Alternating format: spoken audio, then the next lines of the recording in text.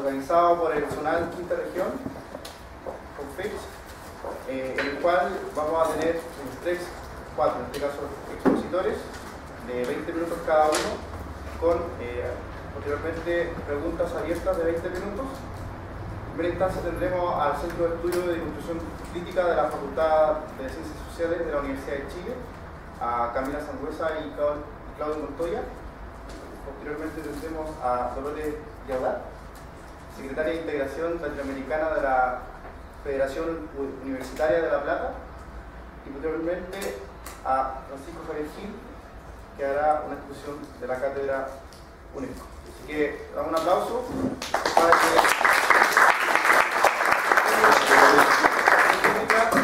de su primera intervención en este foro. Bueno, soy Camila y nosotros igual somos un centro de estudios somos principalmente estudiantes de la Universidad de Chile, que nos planteamos un poco de desarrollar conocimientos como para que sirva también como para el cambio social, ¿ya? Esa es como nuestra cocina. Entonces, en torno a eso, ese contexto, nosotros hemos venido estudiando el tema del acceso hace un tiempo, en particular dentro de la Chile, pero igual analizando ciertos elementos que son un poco más generales, ¿ya? En primer lugar, bueno, la presentación la vamos a dividir como en 3 elementos. Es como nosotros ampliamos una mirada, como generando como un diagnóstico y desarrollar un poco más el debate en torno como al diagnóstico del acceso a un sistema mercantil de la educación, poniendo como énfasis en el sistema mercantil, porque no nos podemos olvidar del contexto que estamos, o sea, no es que vamos a entrar a cualquier universidad, ¿ya? En segundo lugar, es cómo desplazamos el eje del debate en desnaturalizar la meritocracia e igualdad de oportunidades que se plantean principalmente cuando hablamos del tema del acceso, ¿ya? Y último elemento es como el tema que se nos invita o se nos convoca un poco, que es analizar críticamente la reforma vía ranking y plantear algunos elementos que pueden servir como para generar alguna propuesta sobre el acceso hacia la universidad, sistema universitario o educación superior, ¿ya? En primer lugar, ¿ya? Bueno, ahí tenemos unos gráficos. Nosotros, ¿de dónde parte como el problema de la educación superior? ¿Ya? O sea, no vamos a decir que es un problema de acceso, ¿ya? Pero sí podemos empezar a decir que en realidad acá el mercado de la educación superior, cuando se instala en Chile, principalmente desde los 80, lo tengo acá igual. Que no ve. ¿Ya? Entonces, como se empieza a ampliar y vemos como que toda la línea que está más abajo son las universidades privadas, que tienen una gran explosión de la matrícula, bueno, y en realidad las universidades estatales siguen como manteniéndose en una misma línea, ¿ya? Por lo tanto, ahí se podría hablar o se habla un poco así, ya, de parte como de gobierno principalmente, que ahí se abre o se empieza a democratizar un poco más el acceso a la educación superior, enfocado como en la masificación de como en comparación a cómo venía siendo antes, ¿ya? Pero nos preguntamos, ¿es el fin del problema del acceso? Nosotros creemos que no, ¿ya? Porque permanecen importantes zonas como de exclusión que principalmente se enfocan en el primer quintil. Podemos ver la línea de más, el otro, perdón, que la línea de más abajo, ¿ya?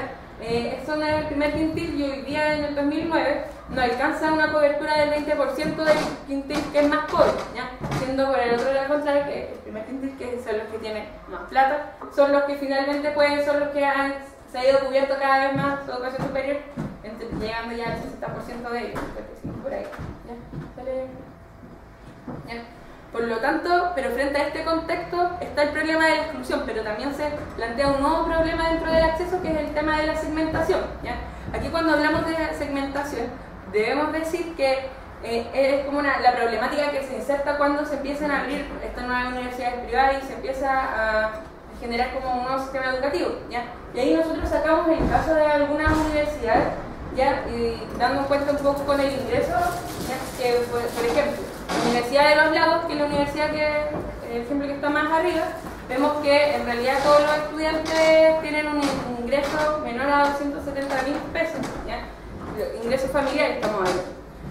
Y la Universidad de los Lagos en realidad sería como cómo se distribuye Chile más o menos, ¿ya?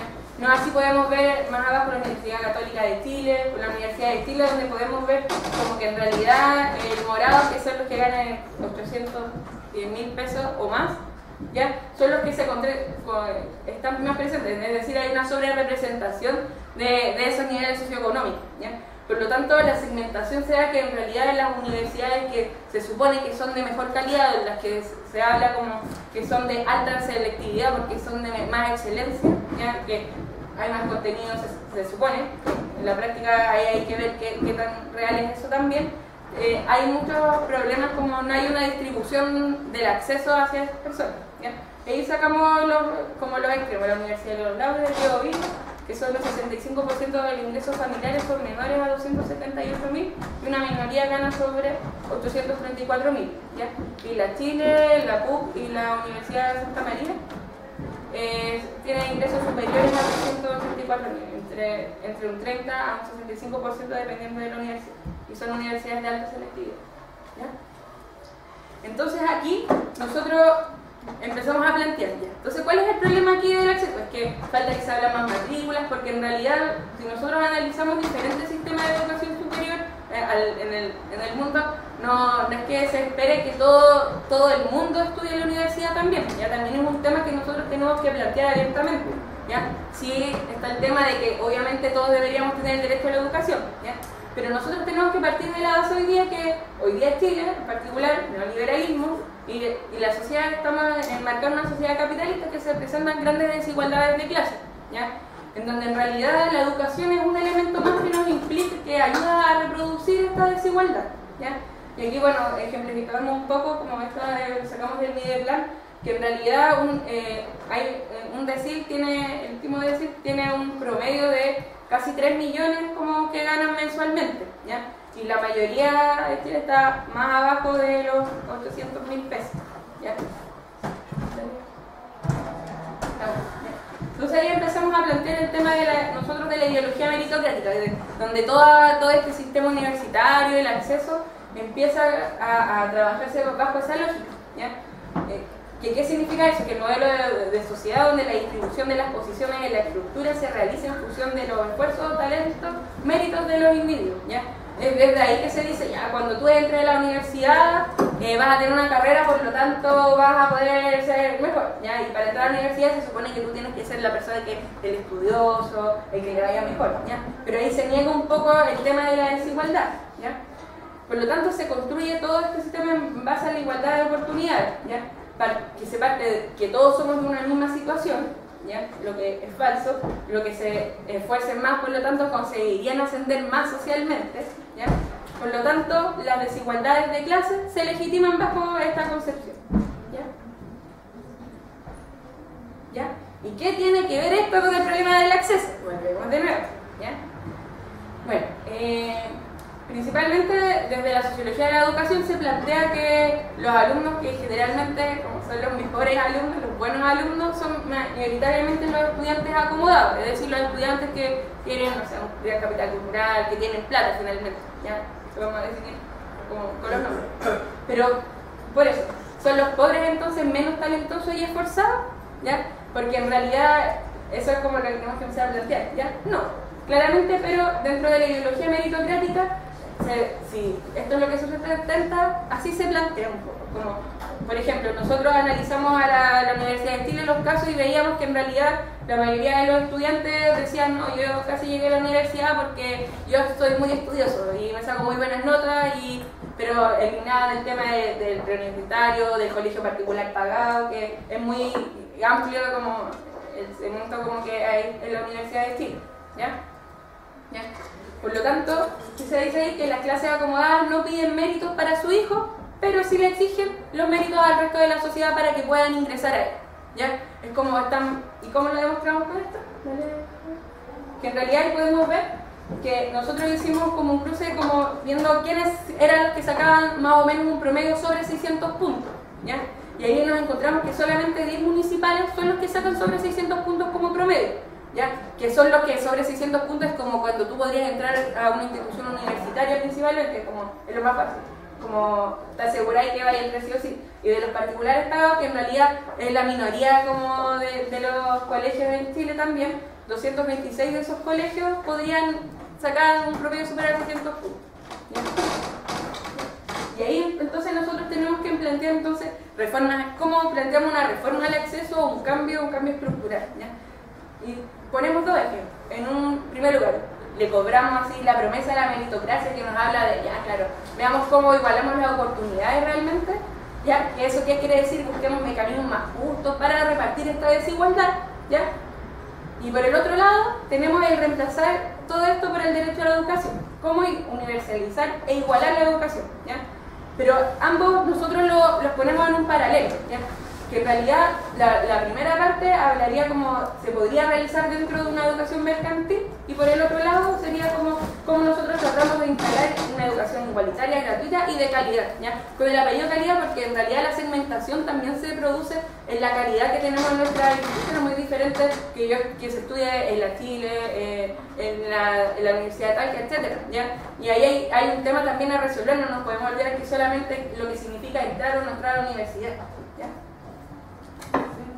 Aquí nos vamos a cambiar.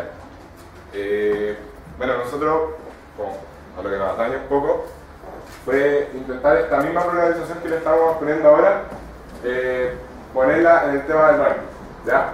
Aquí en primer lugar lo que hicimos, y bueno, fue usado también durante las movilizaciones pasadas para llevar un taller a muchos lados y sirvió como insumo bastante entretenido, es como graficar, a partir como de estos monitos, cómo va operando como este sistema en su selección. Ya, aquí tenemos por una parte a los estudiantes de colegio particular, ¿ya? Donde vemos, claro, una proporción mucho menos reducida, menor densidad de estudiantes por sala, con una oferta muy diversificada por lo demás, y vamos viendo cómo los casos en rojo serían los que estarían accediendo como a la educación superior, ¿ya? Y cómo los en blanco serían los que estarían no accediendo o no entrando a esta, ¿ya? Vamos a hacer contraste con lo del colegio municipal y que vamos a realizar, dale. Entonces aquí es donde empezamos a cuestionar también muchos mecanismos de ingreso especial como alternativa a futuro y no como proyecto para demostrar algo, como podría hacerlo el nuevo ranking o el tema de los propedéuticos cuando desde muchas facultades se empieza a plantear como posibilidad absoluta de empezar a ingresar a los compañeros o cupos especiales.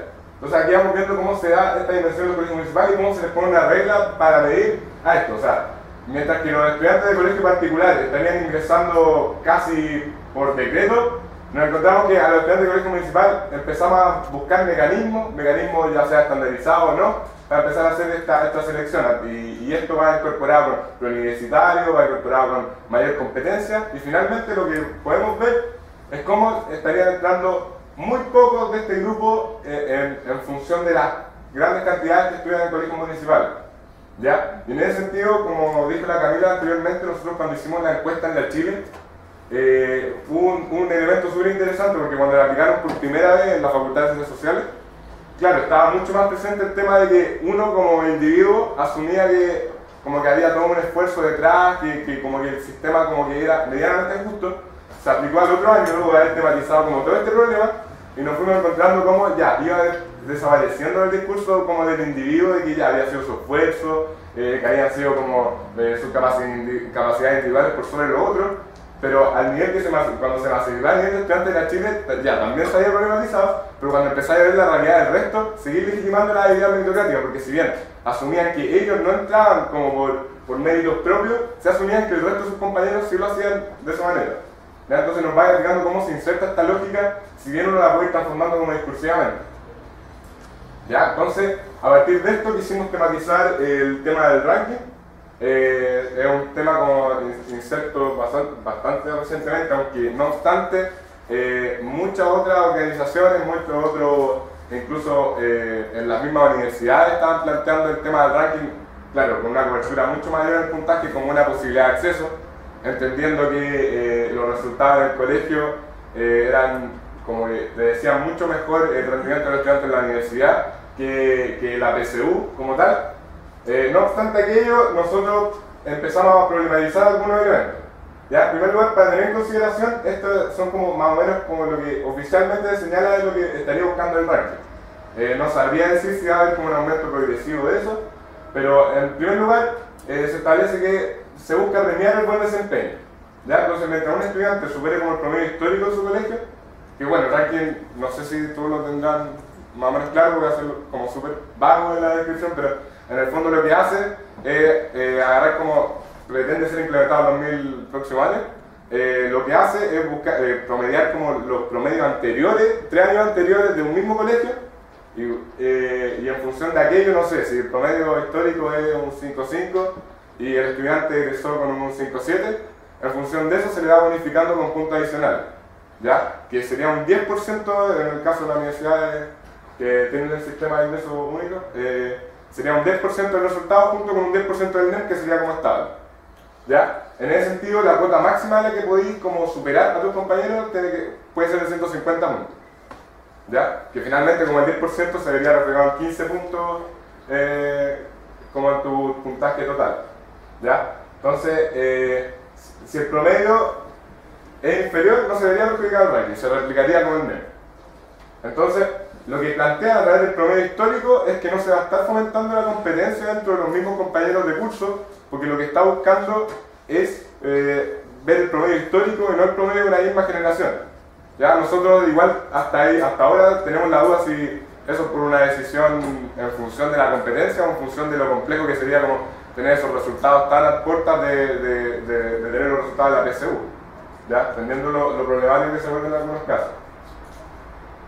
Entonces, nosotros lo problematizamos como grupo, si bien discusiones bastante incipientes, pero que se enmarcan dentro de esta discusión sobre la meritocracia que llevamos como realizando durante mucho tiempo, y es preguntarnos ya, ¿el sistema de ingreso a través del ranking se torna más justo?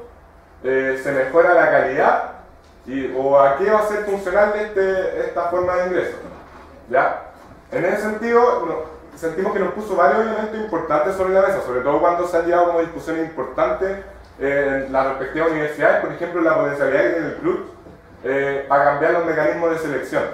O sea, muchas veces, incluso en discusiones que hemos dado con nuestra misma facultad, no sé, se pone el tema de las limitantes que genera como el poder cambiar porcentaje en esto, se nos ha señalado las limitantes de bajar la barrera de los 600 puntos en las universidades como más prestigiosas. Y en ese sentido esto nos viene a demostrar que igual hay una incidencia súper potente a partir de ahí. Y en otro caso, también consideramos que fuertemente, y sobre todo porque este tema lo pusieron en el tapete también muchas agrupaciones estudiantiles, es que finalmente el ranking, así como se está planteando y así como se ha planteado en otros espacios, no viene a solucionar como el problema de la cuestión meritocrática, sino que viene como a potenciarla a través de este principio de justicia. Al final los que están entrando van a ser los que van a tener un mejor desempeño, ¿ya? Y en ese sentido, lo importante aquí es poner en relieve las causas que originan como el ranking más que los resultados.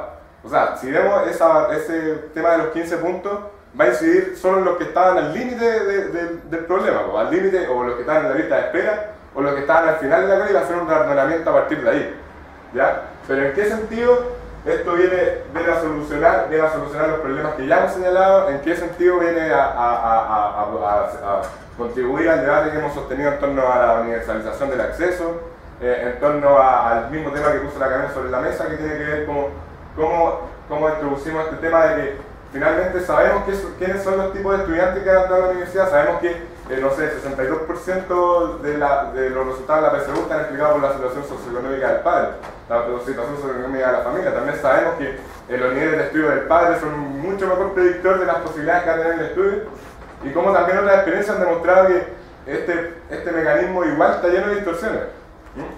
Entonces,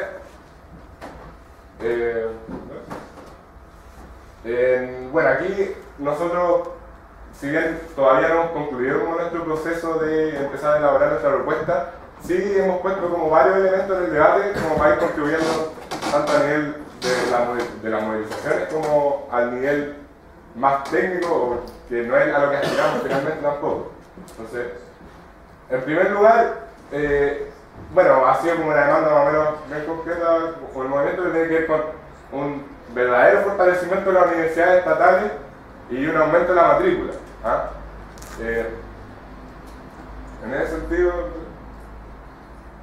ese sentido se vuelve importante, no como a loca, no es como ya compitamos al mercado abriendo muchos cubos en muchas universidades, porque sabemos que así no la vamos a ganar y probablemente el aumento del gasto público llegue como a niveles casi ridículos por intentar hacer ese precio en el mercado. Por eso siempre hemos sostenido y creemos que es totalmente relevante el tema de regular la oferta educativa sobre todo restringiendo las universidades privadas. Y ya vimos un caso bien concreto en el periodo pasado que lo ofrece la educación técnica. Como en dictadura los colegios, las mismas instituciones llegaron al nivel de especificidad y diversificación que uno podía ver como 500 ofertas distintas de carrera y cómo eso iba generando una merma también en la conexión con los estudios superiores. Entonces, finalmente la pregunta que nosotros quisimos plantear aquí, y para que se dé la reflexión posteriormente, es realmente qué cosas sí tensionan el modelo y que nosotros estamos cuestionando. Igual ahí como sobre todo hacer énfasis, es como hoy día ¿qué buscamos? Buscamos hacer como una reforma, hacer como que hoy día los cabros como de la próxima generación no puedan entrar, o buscamos que pensar en realidad en todas las generaciones que vienen como y que vamos a hacer que realmente tengan una educación, ¿ya? Y sobre todo en términos de fortalecimiento de la universidad, aumento de la matrícula, obviamente en paralelo como generamos como un proceso también de aumentar como la calidad, dotando la calidad también de contenido, el concepto de calidad de contenido, porque voy a hablar de calidad de cualquier cosa, es tener ya más libros, más salas, no sé, ¿ya? Por eso, y como el de la regulación también va en cómo también hay ciertas necesidades sociales que en realidad nosotros veíamos unos datos que en realidad no sé, era ridículo como la poca cantidad como de médicos que hay hoy día en Chile, o no sé, que los centros comerciales se disparan por todos lados, la cantidad de psicólogos que hay, en realidad no hay ninguna planificación o no se ve ninguna necesidad como del país en torno a lo que debería desarrollarse desde la universidad, ¿ya? Y desde ahí plantear quién después debería entrar. Ahí terminamos nuestra presentación, no sé si tienen dudas.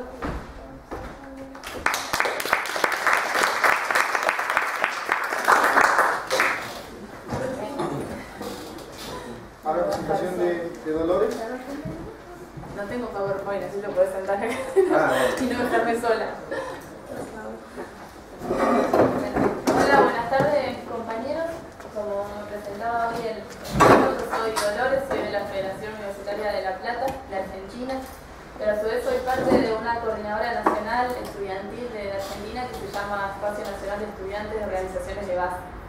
En primer lugar, agradecerle a los chicos que me invitaron a estar participando acá, estoy realmente contenta.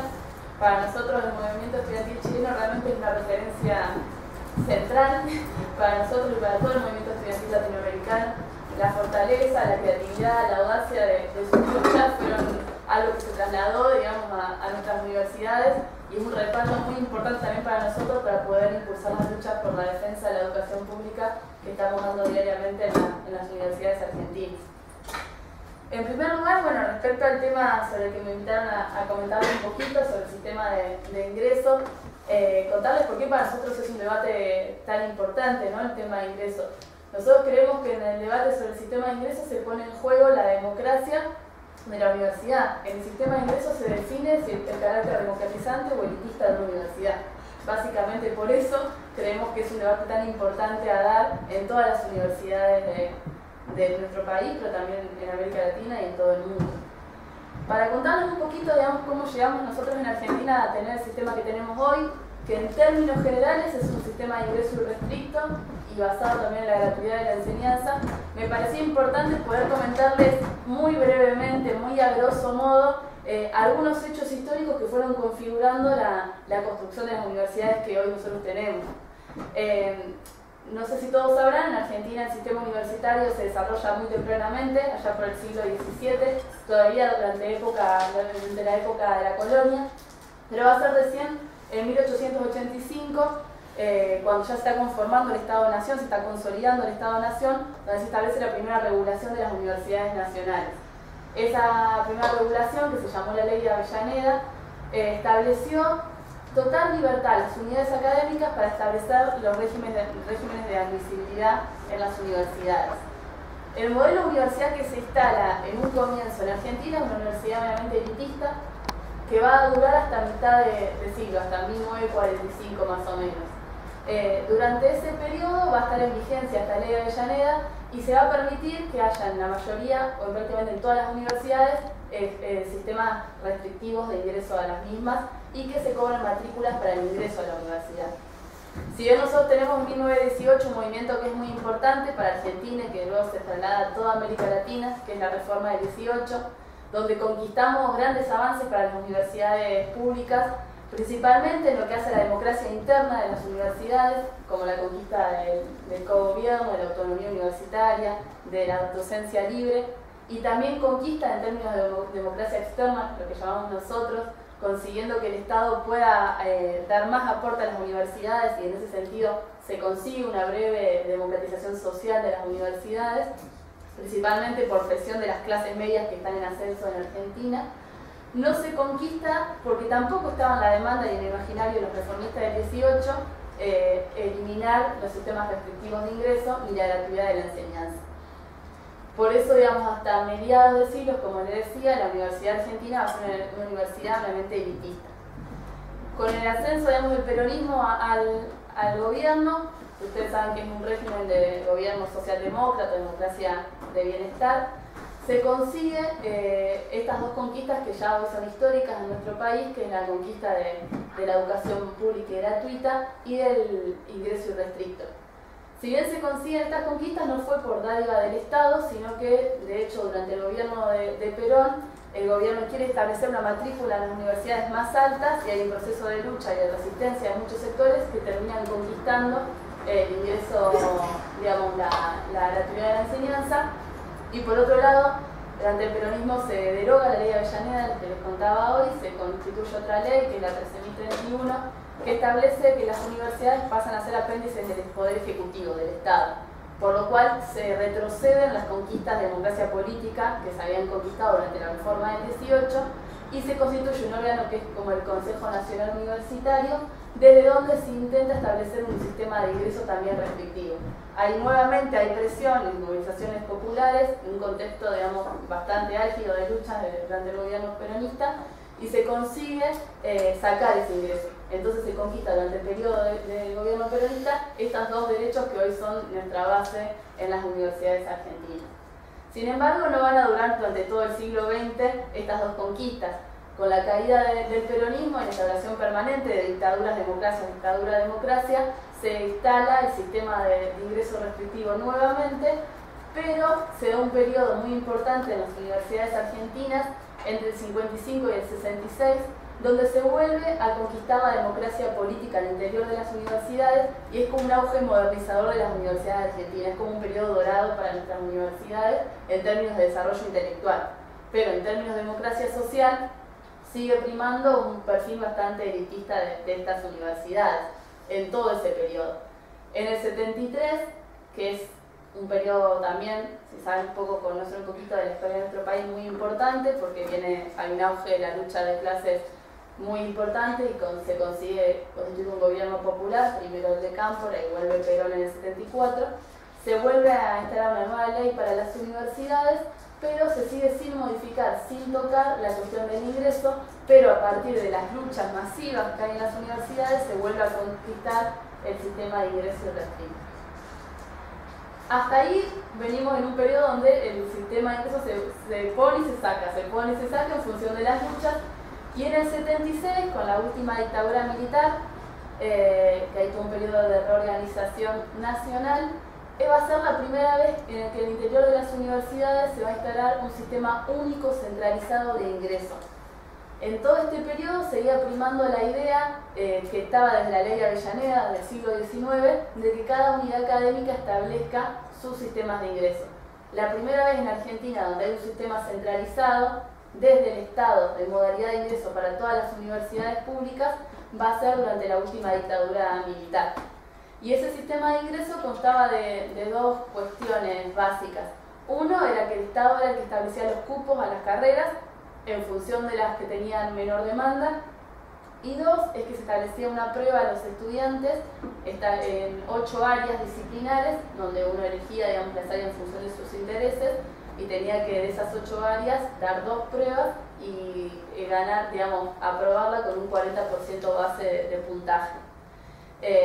Ese sistema, digamos, con tanta restricción, terminó generando la disminución muy grande de matrícula universitaria. Fue claro, nosotros veníamos con idas y vueltas en las universidades en un progresivo ascenso de la matrícula universitaria, están todas las tendencias, y desde el 76 hay un retroceso en la cantidad de estudiantes en las universidades públicas, eso fue bastante claro. A la vez que el último gobierno militar estableció una especie de matrícula paga también para las universidades públicas. Digamos, en la última dictadura militar, como saben, cae en el 83, donde vuelve el régimen democrático y se da en nuestro país un periodo de gran movilización social, de exigencia en todos los planos de la sociedad, de mayor democracia. En las universidades también se vive ese proceso, donde hay una reorganización progresiva del movimiento estudiantil que comienza a luchar principalmente por dos cuestiones. Una, por volver a conquistar el ingreso irrestricto y la gratuidad de la enseñanza, y dos, por la constitución de órganos de democracia política. Se vuelve a instaurar los órganos de cogobierno que con las sucesivas dictaduras se ha estado eliminando, ¿no? Se había intervenido directamente desde el Poder Ejecutivo Nacional a nuestras universidades. Entonces, en el 83, como les contaba, con la vuelta de la democracia se vuelve a conquistar la conformación de los órganos de cogobierno, que hasta el día de hoy siguen vigentes, con posiciones muy antidemocráticas de todas formas. No sé, si bien se llaman cogobiernos universitarios, no tenemos paridad entre los estudiantes, los docentes, sino que hay una distribución extremadamente antidemocrática en la representación nuestra, de los estudiantes, de los no docentes y de los graduados, y una sobre-representación del claustro de profesores. Pero conquistamos, como le decía recién, el acceso, digamos, irrestricto a las universidades públicas. Un acceso que voy a explicar bien por qué, es un acceso formal, en términos de que no se garantizan un montón de otras cuestiones para que realmente sea un acceso real y masivo a las universidades. Ese periodo, después de la caída de la dictadura, hay un número marcadamente diferente de estudiantes universitarios, hay un ascenso gigante de la cantidad de estudiantes que se acercan nuevamente de las universidades, porque se conquistan estas dos demandas, pero también porque hay una situación política mejor para poder estar llegando a la universidad y el nivel de persecución política que había en la última dictadura militar. Hacia el año 90, nuestro país, cuando ya está instalado el gobierno de Menem, que es el gobierno más neoliberal que tuvimos, si bien ya desde la dictadura empieza a haber reformas neoliberales, la instalación de todas las políticas neoliberales en nuestro país se hace durante la década menemista, como la llamamos nosotros.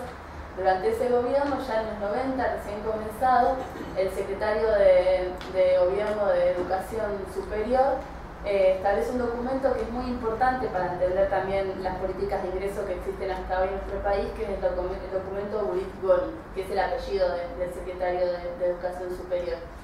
Este secretario manda un documento a todas las universidades públicas de nuestro país, donde incentiva a los rectores a que puedan racionalizar el sistema universitario, para que las universidades puedan sobrevivir en esta situación compleja que vivía el país, posterior a una crisis de hiperinflación muy importante, una crisis económica muy importante.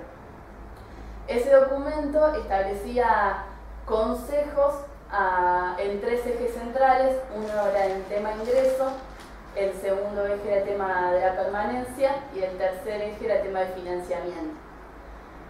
Los consejos que daban, que estaban anclados en los consejos que daba el Banco Mundial para la educación superior en toda América Latina, en términos de ingreso iban vinculados a que no se podían abrir las puertas a las universidades sin tan pocas restricciones, porque era un costo insostenible para el Estado, por lo cual se fomentaba que se empiecen a establecer sistemas de ingreso eliminatorios y restrictivos. En segundo tema, respecto a la permanencia, la propuesta que hacía Bulit-Goni era que no se sea tan compasivo con los estudiantes y que se empiecen a establecer mayores exigencias de regularidad para estar dentro de las universidades y mayores condiciones también de regularidad para permanecer dentro, ¿no? Que si en vez de tener que dar 2 finales por año para ser regular, te exigen tener 4 finales, por ejemplo. Y en el tercer tema de financiamiento se interpelaba que el Estado se pueda desatender de la educación pública y que se busquen fuentes de financiamientos alternativas vinculadas al mundo empresarial y también que se empiecen a cobrar diferentes tipos de matrículas a los estudiantes. Estas propuestas que se hacen en términos de recomendación a los rectores de las universidades públicas van de la mano de que se establecía un sistema de cualificación para quienes cumplieran con esas propuestas, y en función de quienes cumplieran esas propuestas iban a tener mayor abono del Estado. O sea que de recomendación no tenía mucho, sino que eran un poco extorsivas las propuestas que hacía el secretario de Educación Superior de Menem. Estas propuestas se fueron implementando de manera focalizada en diferentes universidades, en diferentes facultades. Por ejemplo, en mi universidad, en la Facultad de Medicina, ya ahí se implementa el curso de ingreso eliminatorio que tenemos hasta el día de hoy vigente, que ha cegado la matrícula, que hace que hoy entre el 17% de los estudiantes a la Facultad de Medicina. Y así se van instalando pequeñas reformas durante todos esos años, pero con progresivas luchas de resistencia que se van radicalizando cada vez más. En los 90 se empiezan a dar luchas muy importantes en varios puntos del país, como en la Universidad de Comahue, la Universidad de La Plata, la Universidad de Buenos Aires. Luchas y resistencias que no solo son del movimiento estudiantil, son importantes, sino que también se suman importantes sectores de los docentes a este proceso. Había en Argentina como una memoria muy fuerte, colectiva, sobre el rol del Estado, sobre el rol que debe cumplir el Estado y sobre los derechos que son universales. En ese sentido, el antecedente de lo que significó el peronismo en Argentina sigue vigente hasta hoy, ¿no? Y la idea del Estado de bienestar fuerte, garantizando derechos.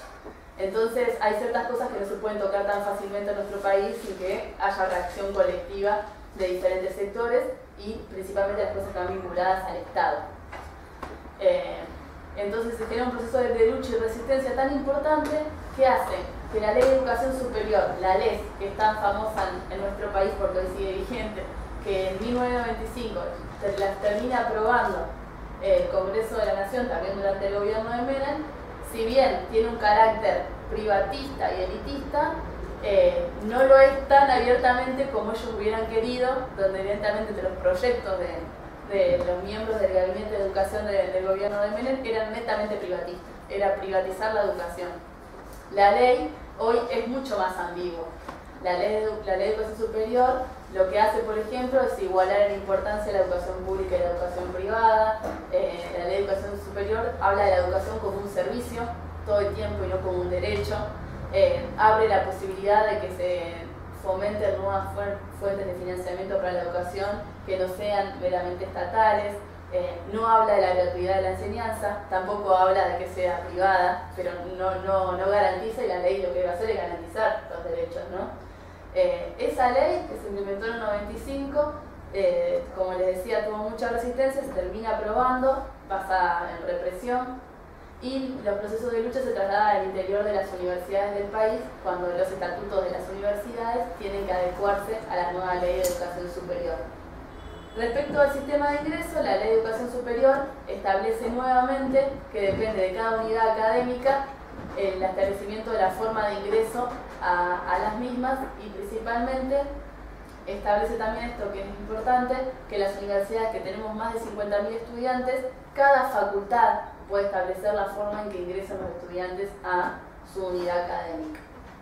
Eso, digamos, ese sistema es el que sigue vigente hasta el día de hoy. En el último periodo, que es el que estamos hoy, digamos, en términos de rupturas y continuidades con el sistema de ingreso, que es el periodo que inaugura el gobierno kirchnerista, los dos gobiernos kirchneristas, la Ley de Educación Superior, como les comentaba, sigue vigente, pero sin embargo hay una serie de rupturas y continuidades con el modelo neoliberal. En términos de rupturas, vuelve a ocupar un rol importante el Estado, garantizando la gratuidad de la enseñanza, y está dando mayor presupuesto a las universidades públicas a través de mayor financiamiento y de una política de beca y de bienestar estudiantil bastante importante. Pero por otro lado, se mantiene, digamos, todo lo que es el plano ideológico neoliberal en la educación superior. No solo a través de la vigencia de la ley menemista, sino a través del fomento de la vinculación de la educación pública con las empresas. Hoy nuestras universidades están literalmente copadas por las grandes empresas multinacionales. Entonces, para hacer pasantías hacer pasantías, las cátedras de agronomía trabajan con Monsanto, por ejemplo. En economía de la UBA, las aulas directamente se llaman con nombre de las empresas. Entonces se van metiendo cada vez más, y eso está fomentado por el gobierno.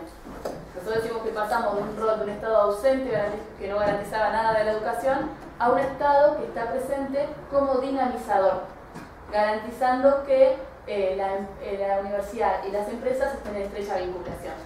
Y ahora hay dos proyectos, por ejemplo, de construcción de polos productivos con empresas privadas. Y respecto al sistema de ingreso, lo que sucede en las universidades es que con la vigencia de este artículo que les comentaba de la Ley de Educación Superior, que permite que cada unidad académica establezca su régimen de ingreso, se mantienen múltiples formas de ingreso a las universidades, tanto que pueden convivir en algunas universidades como la Universidad de La Plata 4 sistemas de ingresos diferentes.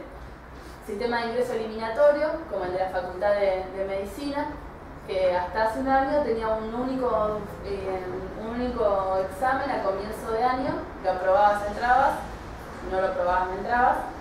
Para rendir ese examen era tan alto el nivel que tenías que prepararte varios meses antes en un instituto privado, que era la Alborada, y que se cambió, quisiendo hacer un maquillaje, pero que es peor todavía, a un sistema de 8 materias durante un año, donde no sos estudiante legal de medicina, no tenés ningún derecho estudiantil, tenés que dar esas 8 materias y un examen final al final del año.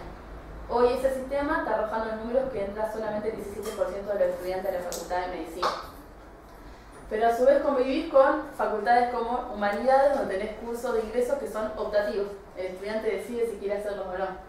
Y convivís con facultades donde tienen cursos nivelatorios, que son semiflexibles, por ejemplo.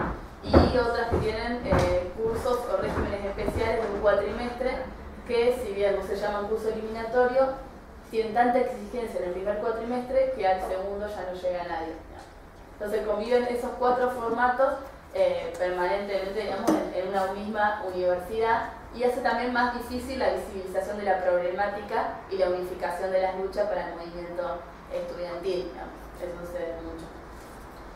Entonces, en términos generales, como para contarles brevemente cuáles son las características del sistema de ingreso, es que nosotros no tenemos un sistema planificado de ingreso en las universidades públicas, que la única vez que existió un sistema planificado fue durante la última dictadura militar y con un carácter muy elitista, que hemos conquistado en base a la lucha del sistema irrestricto y la gratuidad de la enseñanza, pero el sistema irrestricto, nosotros decimos, garantiza el acceso formal a la universidad, pero no muchas veces el acceso real.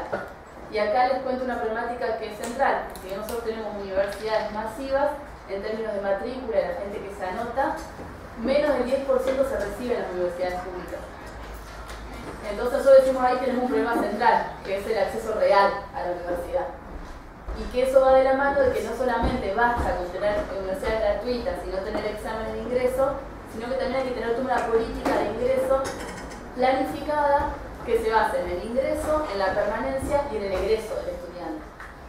En ese sentido, a nosotros, digamos, nos interesa recuperar una experiencia muy interesante para poder pensar una propuesta también acá en Chile de ingreso, que es la de la carrera de Ciencias de Educación de la Universidad de La Plata, que fue una propuesta elaborada con estudiantes y graduados que son compañeros militantes nuestros, que se nos abrió la posibilidad de participar. Es un departamento muy progresista al interior de la facultad, que es un curso de ambientación, que está enfocado a que el estudiante no deje la carrera en el primer año de la carrera, que es cuando hay una deserción masiva. Es un curso que está enfocado meramente en la cuestión de acompañamiento pedagógico y socialización del estudiante, basado en la idea de que la mayoría de los estudiantes que dejan es muchos por capital económico, por falta de capital económico, pero también por falta de capital social y cultural, que los estudiantes que terminan recibiendo son los que mayormente tienen padres universitarios. Eso es una realidad. Entonces, a lo que apunta el curso de ambientación tiene tres patas. Una que es previa al curso, que es un acompañamiento entre que el chico se va a anotar en noviembre del año anterior y entre que el compañero empieza el curso de ingreso en marzo. Entre esos meses, la política que tienen es elaboración de una cartilla con materiales propuestos de lecturas muy sencillos, acompañamiento a través de los mails, como empezar a tener presencia universitaria. Después tiene toda la política del curso de ingreso en sí mismo, que tiene tres patas. Una es la pata de la alfabetización académica, donde se enseña, ellos dicen, a leer en términos universitarios y a comprender en términos universitarios y a usar el lenguaje universitario. La segunda pata es la disciplinar, donde se introduce brevemente en conceptos disciplinares de la carrera elegida. Y la tercera es la de la socialización universitaria, donde se introduce al estudiante en el mundo de las reglas, la burocracia y también de la política universitaria. se enseña todo cómo es el régimen de cogobierno, cuál es el régimen de, o sea, cuáles son las formas de participación, se invitan a las agrupaciones estudiantiles a que puedan contar en el curso de ingreso cómo trabajan en la universidad, y también se enseñan todas las cuestiones burocráticas, que es todo un mundo nuevo para el estudiante que viene de la escuela secundaria. Principalmente lo que intenta el curso es romper con la barrera y el gran salto que hay entre la escuela secundaria y la escuela universitaria. Y la tercera pata, digamos, del curso es posterior a que termina el curso de ingreso, que dura un mes el curso de ingreso. Y eso es como una política de acompañamiento durante toda la carrera. Y ahí tienen tres propuestas. Uno es el sistema de tutorías, que aún no lo están implementando, pero que es muy interesante, de acompañamiento de estudiantes más avanzados, acompañando a estudiantes más chicos, y que a veces se hace como política de extensión, con esa figura, para que el estudiante también se quiera participar, los estudiantes avanzados. Después hay un sistema de acompañamiento extracurricular a través de mails, charlas del departamento de la carrera, y otra que es la elaboración de talleres desde el departamento de la carrera, que apuntan a poder ir conociendo cuáles son las demandas, los deseos, las necesidades que va teniendo el estudiante en las diferentes etapas de su carrera universitaria. Ese curso realmente, si bien hace 2 años que se está implementando, ya va teniendo bastantes consecuencias positivas en términos de la cantidad de estudiantes de la carrera que siguen estudiando en la carrera. A nosotros nos parece muy reivindicable en términos de que se pensó de manera colectiva entre estudiantes y docentes, para reivindicar también cuál es el rol que los estudiantes podemos cumplir, empezar nuestra universidad, cuando muchas veces somos ninguneados en todas las cosas que tenemos para aportar en la construcción de otro sistema universitario. Pero bueno, por último, para comentarles, si bien ese es un modelo que a nosotros nos interesaba compartir con ustedes, por lo rico que es y por lo complejo en pensar estos 3 ejes que les decía, que era el eje del ingreso, la permanencia y el egreso, a nosotros desde la Federación Universitaria y también desde la corriente estudiantil de la que participo, nos parece, digamos, como algunas ideas para pensar acá también, ¿no? ¿Qué propuesta de ingreso podemos elaborar los estudiantes? Que una propuesta integral de sistema de acceso real a las universidades públicas, con el fin de poder construir universidades públicas, populares, de calidad, gratuitas, debe contemplar al menos 3 ejes, pensamos nosotros, de manera vaga, ¿no? Porque tampoco es, vamos a ser sinceros, no es el debate central hoy en el movimiento estudiantil argentino. Estamos, digamos, más enfocados en ejes más focalizados por universidad. Entre esas tres propuestas, digamos, que a nosotros nos parece interesante para convidarles y que les sirva para pensar su propuesta integral del sistema de ingreso, está, bueno, la primera pata, que es defender a rajatabla el sistema irrestricto, formal de ingreso y la gratuidad de la enseñanza, que eso, si es una conquista, hay que seguir luchando porque, como les contaba, nosotros tenemos facultades con ingreso eliminatorio. En segundo lugar, contemplar una propuesta integral de alfabetización y socialización del estudiante en la universidad, con un curso de ambientación principalmente, que a su vez esté acompañado de políticas de bienestar estudiantil para garantizar a través de derechos como el comedor, el albergue estudiantil, el boleto, digamos, poder reducir las desigualdades sociales que tiene el estudiante de base para poder entrar a la universidad, porque por más políticas interesantes que hagamos en términos pedagógicos, o sea, de alfabetización universitaria, tenemos que partir de que vivimos en una sociedad de desigualdades sociales y que una propuesta integral de ingreso debe contemplar, además de la gratuidad de la enseñanza, políticas concretas para hacer que la educación sea un derecho para todos.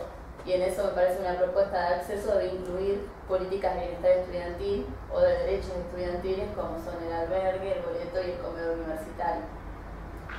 Y a su vez nosotros decimos que esa política integral de acceso y permanencia debe contemplar una política de bandas horarias contemplativas para los estudiantes trabajadores, porque muchas veces también son una forma de dejar afuera a muchos estudiantes los sistemas de cursada.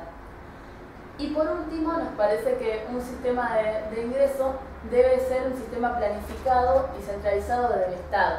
No se puede dejar librado a cada unidad académica o a cada universidad que establezca qué le parezca para su universidad, sino que el Estado, porque por ser el garante, o debería ser el garante de garantizar que la educación sea un derecho, debe tener un sistema centralizado de educación y de ingreso, donde tenga mínimamente 2 horizontes.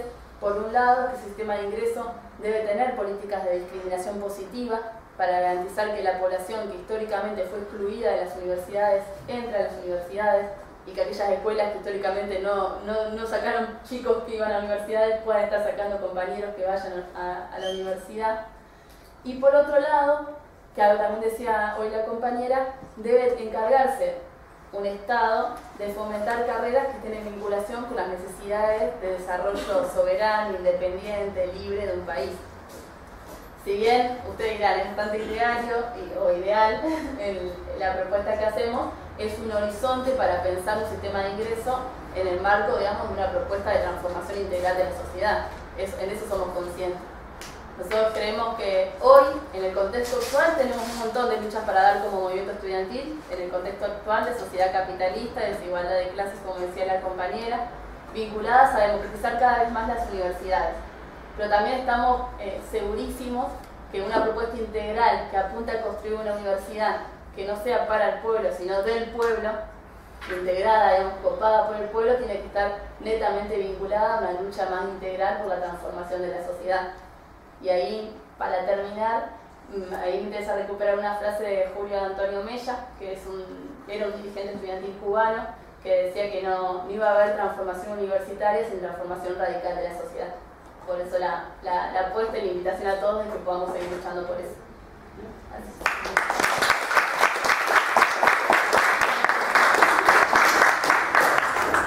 Ahora la exposición de Francisco Javier de la cátedra UNESCO. ¿Usan PowerPoint? Sí.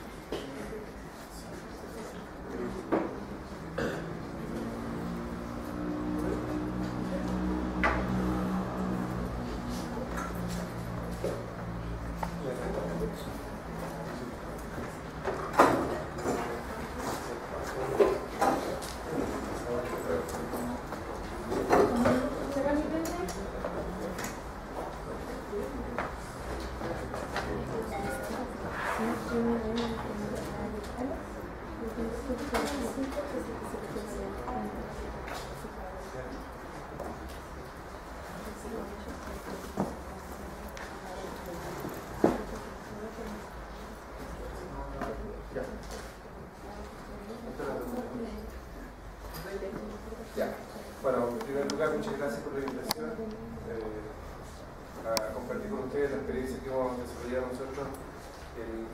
La cátedra UNESCO se llama Cátedra UNESCO sobre Inclusión en Educación Superior, Educación Universitaria, y cuando ponemos inclusión, sumándonos a lo que decía recién Dolores, no hay inclusión para que después se titule el 10%, pero inclusión para que se titule la gente que ingresa. En Chile es un gran desafío que tenemos.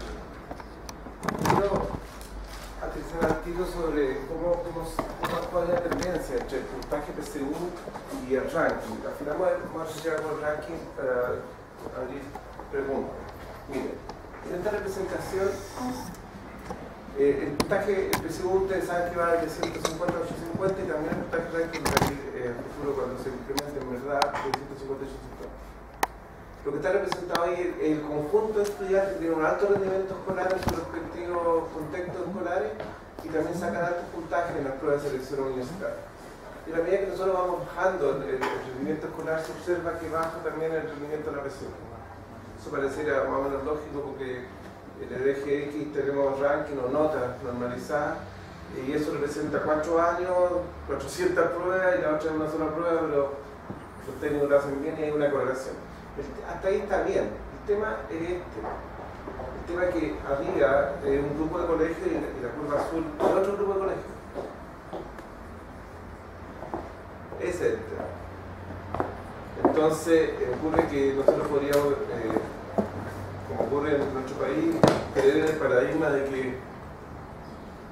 que los alumnos que tienen más de cierto puntaje en la PSU son los alumnos usando la tecnología de valores que tienen mérito, como que tú decías, que tienen mérito, ¿no? El paradigma predominante en nuestro país es que tienen mérito aquellas personas que tienen más de cierto puntaje en la PSU. Y punto y rayo. Y no se considera en absoluto el rendimiento escolar de la persona. La historia escolar, lo que hizo durante los 4 años de la educación media no pesa nada, absolutamente nada. Y entonces, si creemos en ese paradigma, que nosotros no creemos, quiere decir entonces que todos los colegios, todos los estudiantes del colegio circulito naranja tienen mérito, son talentosos, como queramos llamarle, y ninguno del colegio azul tiene mérito, lo cual es bastante demasiado, porque ¿cómo podría pensarse que en un colegio no hay ningún estudiante que tenga mérito académico? Y es así. Nosotros creemos, sin embargo, que los talentos, el mérito está igualmente distribuido en todos los sectores sociales, está igualmente distribuido entre ricos y pobres, está igualmente distribuido en todas las regiones del país, está igualmente distribuido en todas las culturas del país, está igualmente distribuido en todas las etnias del país. Nos parece inaceptable que se puede llegar a siquiera pensar que hay un solo colegio en Chile donde no haya apenas un estudiante que tenga la capacidad, el talento, el mérito, como quieran llamarlo ustedes, para la vida universitaria.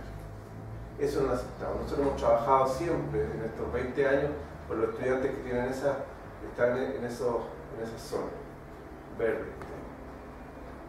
Bueno, la pregunta que nos hacemos siempre es ¿qué estudiante vamos a tener en la universidad? ¿El estudiante A o el B? ¿El estudiante A un estudiante que fue un colegio de cierta calidad, de buena calidad? Podrían ser todos los de la región metropolitana y todos los B serían todos los de Magallanes, porque créanme que en Santiago los puntajes de son mucho más altos que en las regiones. O podrían ser los de arriba todos los particulares pagados y abajo todos los subvencionados municipales.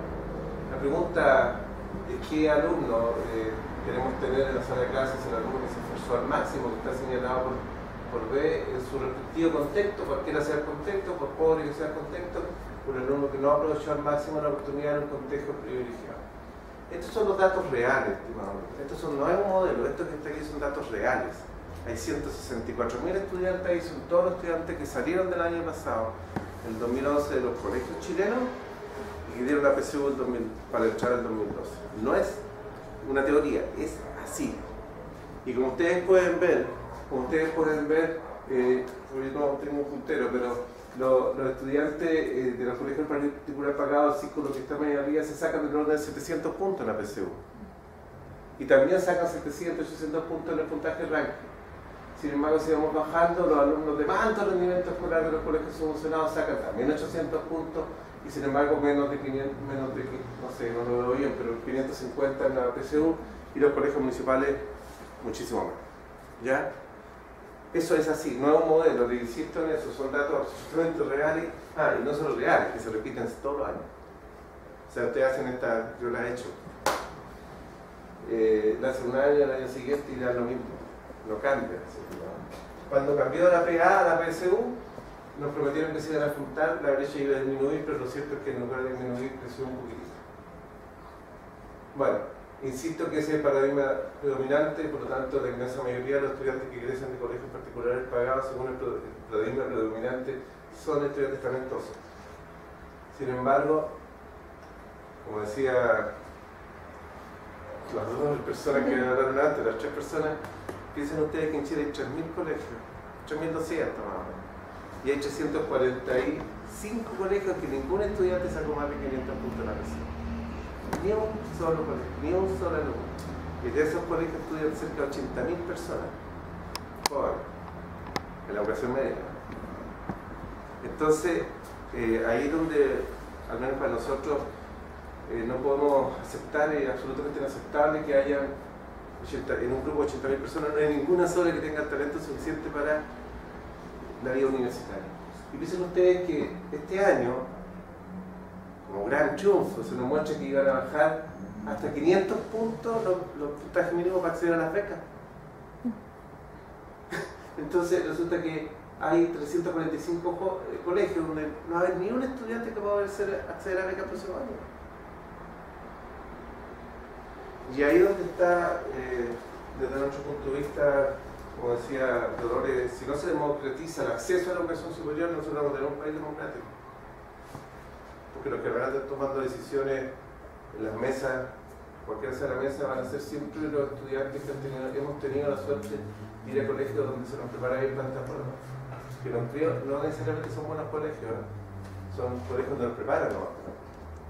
Bueno. Ahí donde nosotros hemos trabajado y hemos hecho propuestas por años, Miren, ¿qué instrumentos tenemos hoy en día? Pero también ha sido contrapelo de las políticas públicas, ¿no? Tenemos las becas de excelencia académica. Todas las becas en Chile, ¿qué requisitos piden para el crédito con aval del Estado? ¿Alguien no sabe qué se pide? ¿Cómo? Los quintiles. No, En cuanto a puntaje, ¿qué puntaje se pide? Promedio lenguaje y matemáticas. ¿Lenguaje y matemática de qué cosa? De la PSU. Solamente lenguaje, matemática y PSU. ¿Y cuántos puntajes más o menos? 600. Depende de la prueba, ¿no? Pero para el crédito 475. Ya es la más. Pero beca 600, incluso la beca vocación de profesor, que es la locura, sobre 600. Y yo les llamo la atención sobre ese punto, porque las universidades, para ingresar a la universidad, ponderan la PA verbal, PSU verbal, PSU matemática, PSU ciencias sociales, PSU ciencias naturales, las notas que dije. Bueno, es que a mí me da lo mismo el número de la prueba. Usan 5 antecedentes y ahora afortunadamente el ranking 6. Y si armaron las becas, nada, como que el Ministerio de Educación es ciego. Dice, no, yo, da lo mismo que notas tenía, no importa un rábano que notas tenía, yo te exijo que tú tengas X puntaje en la PSU. Y el puntaje en la PSU no depende de él, no depende de la persona. Sin embargo, la beca de excelencia académica, que también es un producto de la CONFES, yo si hay algún dirigente aquí lo digo en todas las exposiciones, es una beca que se otorga a todos los jóvenes independientes de la PSU.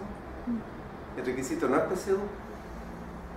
Puede incluso la persona no haber dado la prueba de selección universitaria, porque en Chile para ingresar a la universidad no es requisito haber rendido la PSU. No es requisito legal, es tradición, pero no es un requisito legal.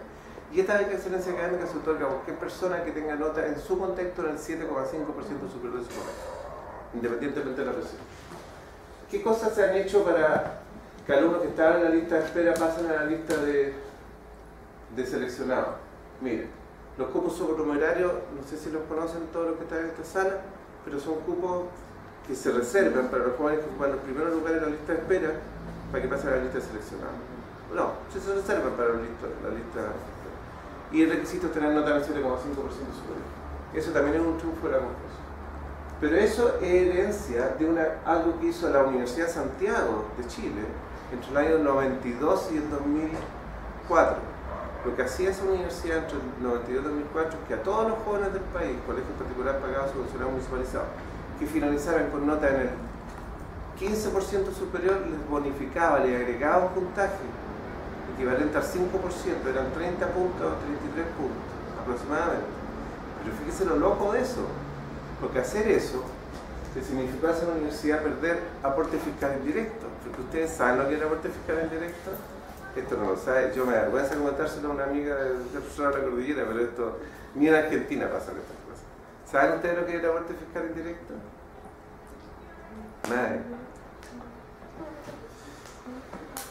¿Usted sabe? Cuéntenlo primero. El indirecto. ¿Ah? El indirecto. Sí, el aporte fiscal indirecto, porque el aporte fiscal indirecto es un aporte que reciben las universidades donde se matriculan los 27.500 mejores estudiantes del país. Así dice la ley. ¿Y saben ustedes quiénes son los mejores 27.500 estudiantes de este país? Por ley. ¿No saben? Díganlo. ¿Los puntajes PSU? Solo en la PSU. Está definido que no son buenos alumnos en Chile. Entonces, cuando una universidad, cuando aparece el AFI y la aporte fiscal directo al sistema, se ofrece esa plata, las universidades bajaron la ponderación de las notas en esa época y subieron la ponderación de la PA porque la PA estaba el dinero. Con ese solo cambio de ponderaciones, escuchen bien, en esa época entraban 40.000 jóvenes a la Universidad del Plus, quedaron 10.000 jóvenes fuera. Porque cuando tú pierdes sistemáticamente 85 puntos y eso lo lleva a 200.000 personas, quedaron 10.000 personas fuera por el aporte fiscal indirecto. Nosotros hemos intentado infructuosamente cambiarlo todas las veces, pero no hay como una bola. Después están los programas de la Católica Talento Inclusión y el programa de la Chile, que es el programa de ingreso prioritario de expectativa, y el ranking de Cruz, que creo puedo comentar al final.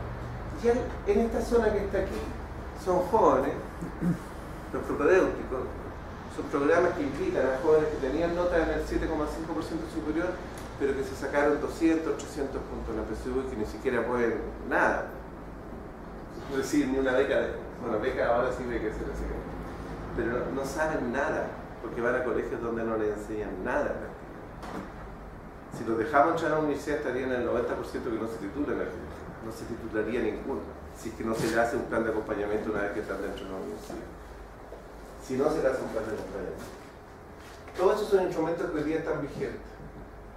Bueno, lo que está pendiente por hacer es el aporte fiscal indirecto y la ayuda estudiantil, como les digo, ustedes tratan de que cambien los requisitos académicos de la ayuda estudiantil porque no tienen ninguna justificación, cero justificación que se otorgue sin considerar en nada la historia escolar. Les voy a mostrar ahora cómo les va en la universidad a los alumnos de mayor rendimiento escolar, en sus contextos, en cualquier contexto.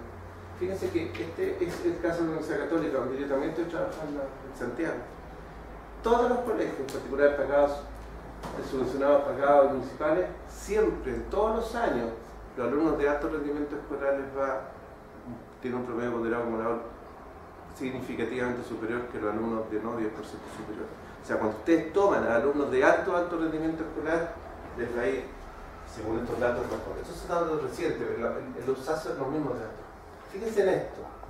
Este es el tiempo de titulación. Ahora que el Ministerio está tan preocupado de disminuir los tiempos de titulación, ustedes han escuchado eso, ¿no? Quieren ajustar las carreras. Yo no sé cómo van a hacer, porque resulta que en Chile salen los jóvenes no con una muy buena formación y después quieren que la carrera dure 4 años. No sé cómo lo van a hacer. Yo no sé. Lo que quiero señalar es que los tiempos de titulación de los jóvenes de alto rendimiento escolar son también superiores a los otros. Y esto es una figura que yo se la voy a dejar. ¿Me pasará otra? Sí. Estos son los puntajes ponderados dentro de una universidad promedio de nota, dentro de una universidad del primer quintil al quinto de ingreso al grupo femenino. Aquí se cumple perfectamente que en la medida que sube el capital cultural hacia el quintil quinto, el rendimiento dentro de la universidad crece. Yo me imagino que la mayoría de ustedes son sociólogos, no sé, pero eso está registrado. O sea, se sabe que el capital cultural ayuda a que los jóvenes tengan mejor rendimiento en la universidad. Y va creciendo, 505, tal.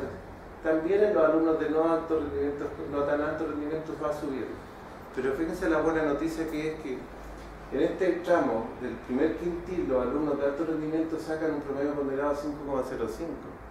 Y después se van ustedes al quinto quintil, que es el quintil más acomodado en Chile, y los alumnos de no nota en el 10% superior sacan el mismo puntaje ponderado acumulado. Es decir, ustedes cambian alumnos, dejan ingresar alumnos del quintil más pobre, de alto rendimiento escolar, y en esta universidad, que es una universidad católica súper elitista, ¿no? Uno lo sabe, les va tan bien o mejor incluso que los alumnos del quintil quinto de no alto rendimiento escolar. O sea, cuando ustedes les digan que el capital cultural marca el éxito o no éxito de un joven que ingresa a la universidad, y esto es sin acompañamiento, pero el mismo acompañamiento que el resto, no les crean, porque no es verdad. Hay una tendencia, claro que está ahí la tendencia, ¿cierto? Pero, les repito, el alumno del primer quintil de alto rendimiento escolar en su contexto tiene más rendimiento que el quintil quinto de no tan buen rendimiento. Y eso es la Católica. En la Católica entran alrededor de 500 jóvenes todos los años del quintil 1 y 2. Pero ahora vamos a ir a los USACH, y en los USACH yo lo venía estudiando muchos años. Miren ahora. Es lo mismo. Sube con el capital cultural. 438, 442, 448, hasta 4. A medida que sube el capital cultural, sube el rendimiento en nota. ¿Está bien? Pero fíjense que los del quintil 1, de alto rendimiento escolar, 438 frente a 4,23. O sea, un joven de alto rendimiento escolar del quintil 1, que cuando ya lo dijeron aquí los niveles de ingreso de ese grupo familiar, es un ingreso bajísimo, en la Universidad de Santiago, este es el ingreso regular. Tienen mejor rendimiento escolar que sus compañeros del quintil quinto y no tan buen rendimiento.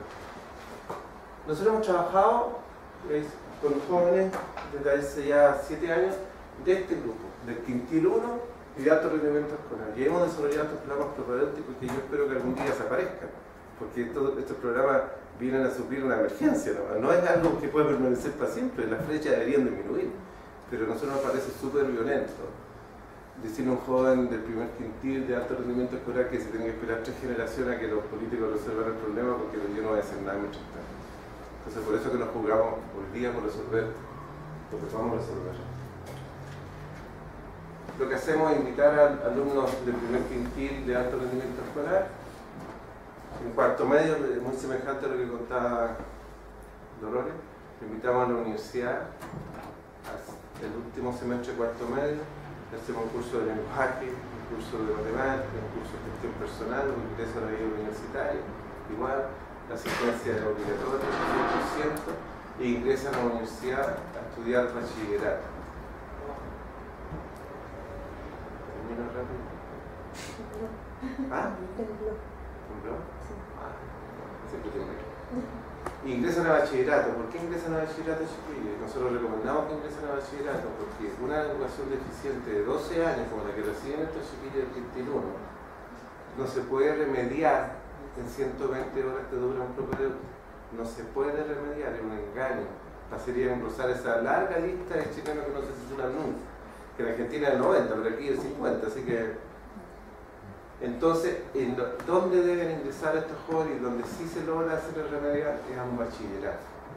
Y los bachilleratos, en el caso de la Universidad de Santiago, la Silva Enrique, donde yo he trabajado, el monto de la matrícula es exactamente el mismo que el de la beca de excelencia académica para que los jóvenes estudien gratuitos. Hay un poco la definición del joven con talento académico aquí, que tiene nota del 10% superior, pero quiero decir es que tienen habilidades distintas. Fundamentalmente tienen una facilidad mucho por estudio superior a la mayoría de los cursos. Los rendimientos de los jóvenes de los propedéuticos son los que les voy a mostrar aquí.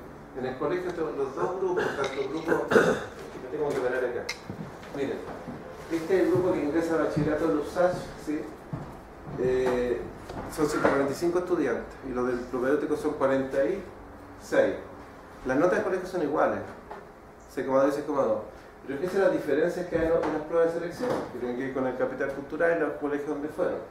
El primer grupo saca 6,82 y el otro 4,43, 6,41, 4,29. Las diferencias son de 200 y tantos puntos. ¿Está claro? El primer año de universidad, con acompañamiento, porque sí se le hace un acompañamiento, porque la inclusión no suele incluir. Las diferencias de rendimiento del primer año son las que se muestran ahí. En todas las asignaturas, música, inglés, matemática, física, filosofía y lenguaje, siempre los estudiantes que ingresan vía propedéutico, con 200 puntos de diferencia en la PSU, son más bajos. En todas, mírenlo. Todas, la que quieran. Y la tasa de retención en un caso es 86 y 78. Pero el segundo año, el promedio es 5 y 5. O sea, si ustedes les dan tiempo a estos jóvenes, tiempo para que disminuyan su pasivo de formación, el rendimiento en la universidad se comienza a asemejar al rendimiento de los alumnos que tenían 200 puntos más en la PSU y de otros quintiles. Y la tasa de retención al cabo de este 63 y 52 es tasa de retención, el tiempo oportuno, que en Chile se define como el tiempo en la malla y un año más. Es 62, 63 frente a 52 la tasa de retención de un grupo y otro. Esto está publicado en la mejor revista americana, por si acaso, vamos a recortar. Y empezamos porque nosotros nos propusimos esto de los bachilleratos no como una solución, por si acaso chiquillos de la Chile, no es una solución, es un parche, es un mínimo parche, pero estamos en este momento con propedéutico en Arica y en Coyhaique, bajo el mismo modelo. Se invitan todas estas regiones del país, los alumnos mejor evaluados, los colegios más malos de la región. Uno de esos 345 colegios que no tenía ningún estudiante con nota del 5% de su vida. Y aquí en esta región yo con mucha alegría debo decir que esta universidad comienza ahora, entiendo. Ahora. Estamos en eso. ¿Por un propedéutico de cuántos, chiquillos? 32. 32. Y 32 más 32 suban en total en este momento cerca de 900 estudiantes que están en el propedéutico en distintas universidades. Y en todos ellos ingresan y estudian de forma gratuita. Bueno, ahí está la universidad. Pero mostrarles que, como se decía, esta cuestión no es llegar a ingresar jóvenes, porque la inclusión no es incluir para que después no se titule el 90%, incluir para que se titule el 100%. Y esto es toda la malla de acompañamiento que tenemos nosotros en la universidad, en este caso en la Universidad de Santiago. Todas las vías de ingreso son el cupo indígena, que es un grupo de personas que ingresan por su etnia, la beca vocación pedagógica temprana, propedéutico, que son en el caso de USAS cerca de 70 años, los cupos supernumerarios que ya lo mencioné, y estos son los programas de acompañamiento. Este que está aquí es lo que mencionabas tú. Se le hace durante todo el primer año de vida universitaria acompañamiento en matemática, escritura académica y gestión personal que tiene que ver con la vida universitaria y todo eso.